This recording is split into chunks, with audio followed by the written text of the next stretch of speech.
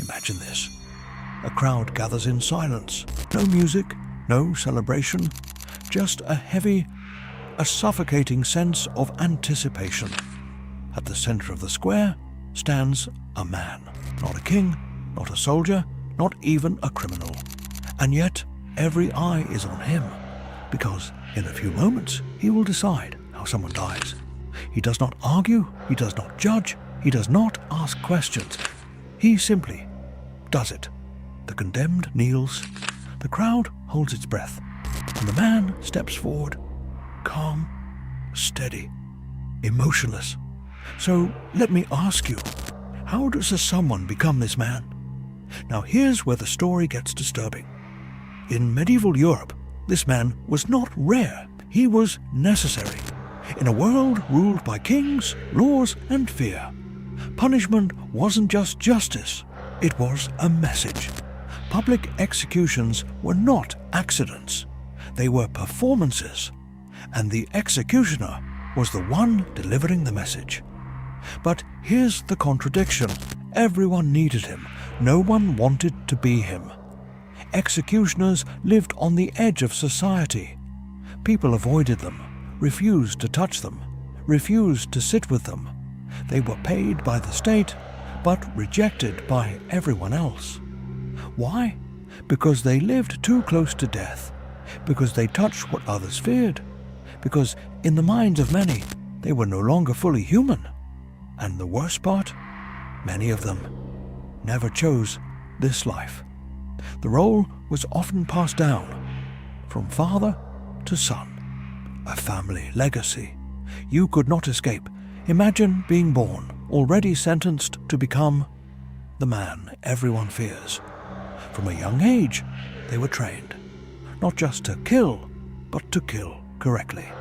Precision mattered, because one clean strike meant a quick death, but one mistake, and it became something far worse. There are records of executions going wrong, or blades missing their mark, victims screaming, crowds turning restless, even violent. In those moments, the executioner didn't just face death, he faced the anger of everyone watching. Because even in death, people expected perfection. And yet, here's what makes this even stranger. Executioners had privileges.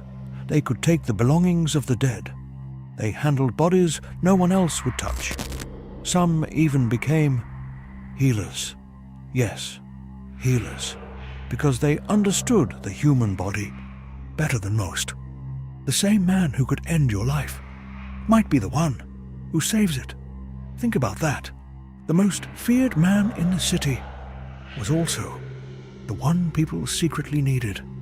But what does that do to a person? To take lives again and again and again.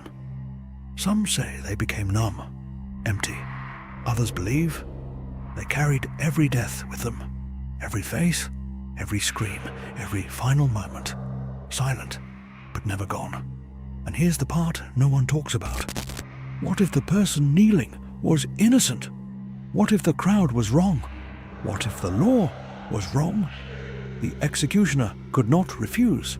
Refusal meant punishment, maybe even death, because he was not seen as a man. He was seen as a tool, and tools do not question. So now I ask you, if you lived in that time, what would you see? A monster? A servant? Or just a man trapped in a role he never chose?